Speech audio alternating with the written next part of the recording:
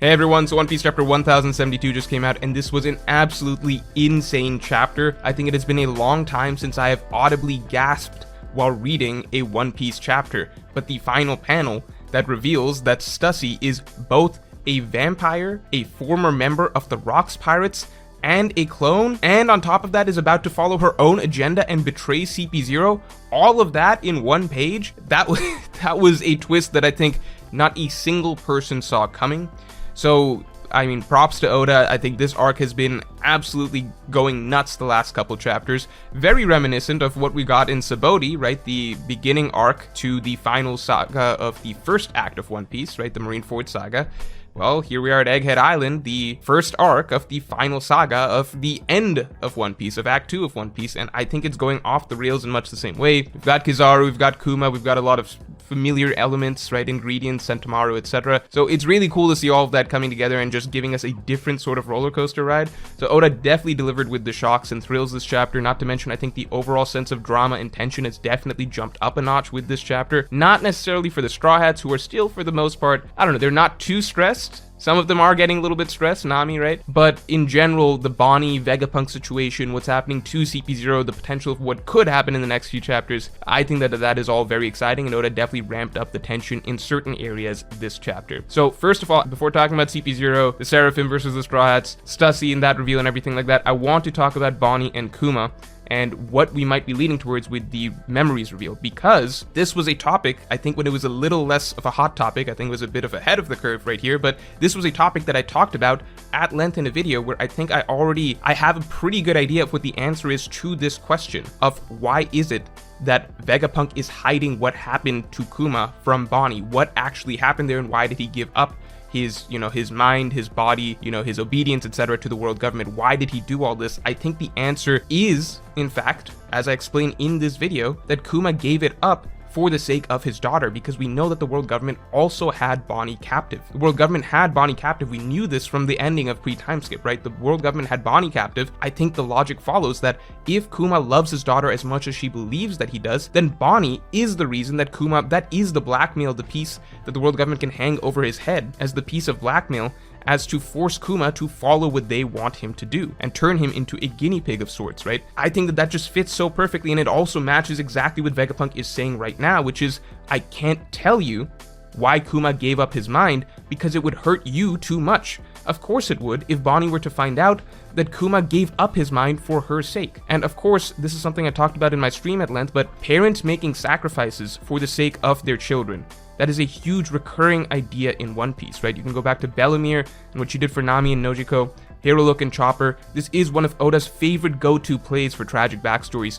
And with Kuma and Bonnie and the relationship and the emotional bond that's being built up here and the sense of tragedy there, I think that is the answer. I would definitely, again, encourage you to go check out that video right after this because it explains the idea in much greater detail.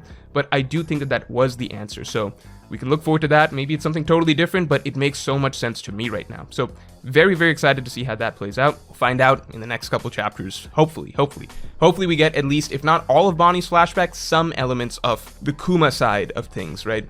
To figure out at least part of this puzzle that we've been working towards. And on Kuma's end, I'm really liking the imagery we're getting here, right? Of Kuma trying to scale the red line, because that imagery of scaling the red line, that's something that we've gotten before. It feels very representative of, or symbolic of the idea of trying to basically, it's like man trying to rebel against God in a sense. It's a push for freedom in a sense, right? A struggle for freedom. The idea of trying to scale this wall to get back at those who have oppressed and controlled you, because we got this first initially with Fisher Tiger, which was basically the ultimate representation of freedom, a former slave coming back, rescaling that wall to the land of the gods that once oppressed him, and then freeing everybody else there. Kuma most likely is not going to do that, but probably will do something else, right? So that imagery, I think, bringing that back into the story at this point is really, really powerful, especially knowing that the end of the story is likely going to involve the Straw Hats themselves scaling the red line in some way. I like to believe that some portion of the final battle will take place at the top of the red line at Marijoa, and I think that the Straw Hats making that final climb to the top of the red line would be the ultimate moment where, the whole thing comes crashing down and the era of the Celestial Dragons is completely put to an end. So Kuma doing this right now, evocative of what Fisher Tiger did, possible foreshadowing to what the Straw Hats will eventually be doing at the climax of the story. I think that this is a great place to put it, and I think that timing it up, with the reveals of what happened to Kuma that we're about to get at the same time, could make this out to be like one of the most dramatic or memorable moments for One Piece, at least to kick off the final saga. So, that stuff aside, let's talk about the crazy plot stuff that's happening. Zoro versus Kaku, not much to say there. I think the biggest takeaway is basically just that, come on, man. Not a single Beast Pirate. You've only got like 2 CP0 members with Zoan fruits that we know of, and they're both awakened Zoans. And you've got a crew that calls itself the Beast Pirates, a terrible joke of a crew, where not a single member, not a single Toby Roppo, Calamity, Yonko, captain himself, could figure out awakening. I don't get it. And it's a shame because the awakened Zoan designs that we've gotten so far are really cool. I'm loving the cloud effect. It even makes Kaku's giraffe form look kind of cool, which I did not think I would ever say. So that's fun to see. Zoro took care of Kaku pretty easily, I suppose. I mean, he didn't take him out. Stussy did that, so maybe Kaku could have kept going for a little bit, but I'm almost at a point where I'm like, did we need panels devoted to any of that? I guess so. So we got a bit of Zoro versus Kaku, so a bit of action there, but I think what we're all really looking forward to is the setup that is coming of the Straw Hats versus the Seraphim, and it looks like an even spread right about now with we got Zoro, Brook, Sanji, and Frankie on their way, and we've got 4 Seraphim to work with, Stussy messing things up in both directions. It's hard to say exactly what she's going to make a play for, but that's some cool matchups around the corner. No idea who will fight the Boa Hancock Seraphim, but I think certain things make a lot of sense, right? Like the Mihawk Seraphim getting a little round against Zoro would be a great preview of Zoro versus Mihawk to come in the future. Sanji versus Jinbei, Sanji versus Kuma, hard to say. Maybe Frankie versus the Kuma Seraphim. I don't know. I mean, hopefully we get these matchups. Maybe, it all amounts to nothing, but I like the idea that it seems like Oda is setting up for a fight. So I hope that this isn't just a tease, because it does really seem like he's trying to line things up so that we get some action in the next few chapters. Kizaru on the way. Maybe that's a matchup for Luffy. That's what it's feeling like to me at the moment.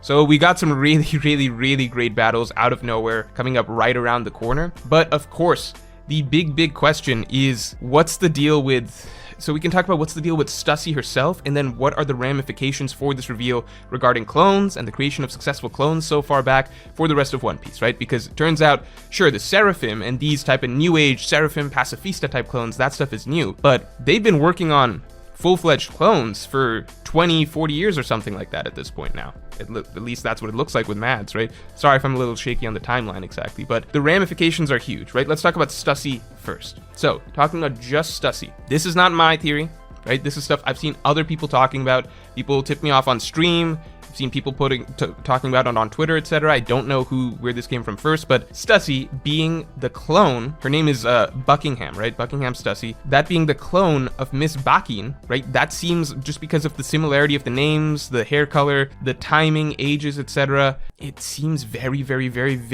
possible. The fact that Stussy has familiarity with Vegapunk, etc. But just some of the histories make so much sense. I don't know. Stussy being Bakin, I feel like that connects those 2 points, especially because many theorize that Weevil himself is a failed clone of sorts of Whitebeard, which would put the whole Bakin and clones thing into more of a connected web, I think, with the fact that Stussy is a clone and everything like that. It further involves Bakin with potentially the experiments that Vegapunk's been running. So, and it connects that loose plot thread that many of us had no idea where it was ever going to go, right? I mean, Bakin and Weevil just seemed like such random outliers in the One Piece world, but now it seems like they're set to be very prominent. Stussy herself, the fact that she is a vampire is very interesting, because why is she turning against CP0? This is again some stuff that people are kind of speculating about. Random stuff I saw people posting that, hey, the people from Lulusia Kingdom, they seemed like vampires as well, or at least the royalty, so maybe it's possible that Stussy... So many pieces could connect here, right?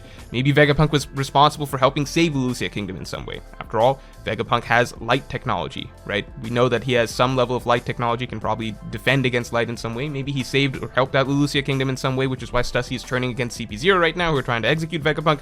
Random speculation like that. Maybe Stussy has her own agendas, or maybe she's been programmed by Vegapunk in some way. Can clones be programmed? I don't know.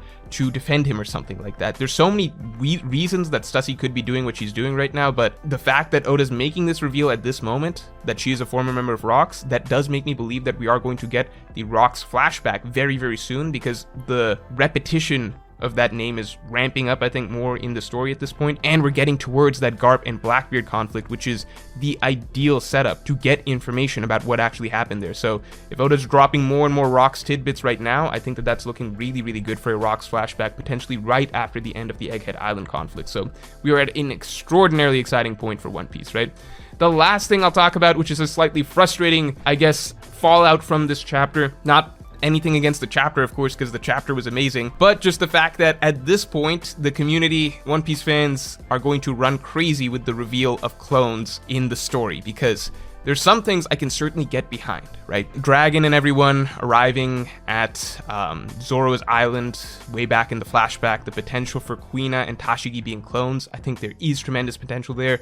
I am firmly now a believer because I've long believed that that is in some way some sort of a loose thread. Many people have felt like it's been so long, never been addressed, so we should just assume that, you know, it was never going to be a thing, it's just a random coincidence. But I always felt like, why would Oda write in that there is an identical looking character to Zoro's childhood friend? That's a really bizarre choice to make, right? It's not similar. She's always stated to basically be identical in design to Kuina. So that is a really, really odd choice to make, especially considering, I mean, it's just an example I gave on stream is basically if tomorrow we just met a character that looks exactly like Ace and just wears glasses, you wouldn't just write that off as some weird coincidence as like, well, now we have another character that looks like Ace. You would assume that there is something important there, that there is some unresolved plot thread or plot reveal basically that we really need to find out about, and this isn't a random coincidence. With Kuina and Tashigi, I think it's just been so long that people have just become comfortable saying, you know what, it was nothing. But because it's been so long and we forgot about it, I feel like that might be the perfect time for Oda to reveal that, hey, there was something. Kuina was cloned in some way. She was turned into Tashigi. I don't know. Let's wait and see. It might be possible, but it's definitely an interesting idea. So that's now officially a possibility. I'm cool with that, but at the same time, the floodgates have opened to a million possibilities. I've seen people saying, you know, Kid is Shanks' clone, Kid is Rox's clone, Shanks is Rox's clone. Everybody is potentially everybody's clone. I saw Dragon is Rox's clone on stream. Everybody is everybody's potential clone at this point. Nobody is their own character. Maybe we're getting Kaido and Big Mom clones for the final war. People are mentioning stuff like that. People are talking about the Naruto 4th Great Ninja War, where everybody's brought back to life. One Piece could have its own version of that with clones. That was something people were talking about as well. I don't want any of that. The worst of the worst that I've been seeing that I really hope is not true, for the sake of everything, is Zoro being a Ryuma clone, which would just be the most disappointing thing in the world for me, personally. Maybe you all would love it, but my fingers are crossed that the clone stuff only goes so far. Please do not have our characters turn out to be, our main beloved characters turn out to be clones of past significant characters. I don't know. That's my preference. That's my preference. Although I've seen a lot of good reasons as to, hey, honestly, it's kind of scary. I've seen some good connections made as to why Zoro may in fact be a Ryuma clone. There's stuff. There is stuff. So, yeah, we're in the clones era of One Piece. I mean, it's One Piece. Anything can happen. You can get clones, vampires, Power Rangers, mechs, all of this crazy stuff in this story. Alice in Wonderland, Disney, samurai, ninjas, blah, blah, blah, blah, blah, pirates, of course. It's One Piece. Anything goes, and the good part is that it's all been set up and kind of established and built up to beforehand. So I have no complaints about how it's been incorporated. I think it's really, really cool that Oda is throwing all of these ideas into the story that were well set up to segue into the story, right? And it's all happening in this final saga, and I'm excited to see where it goes. And lastly, we do want to hear from our community voice, which is submissions from my top tier of patrons.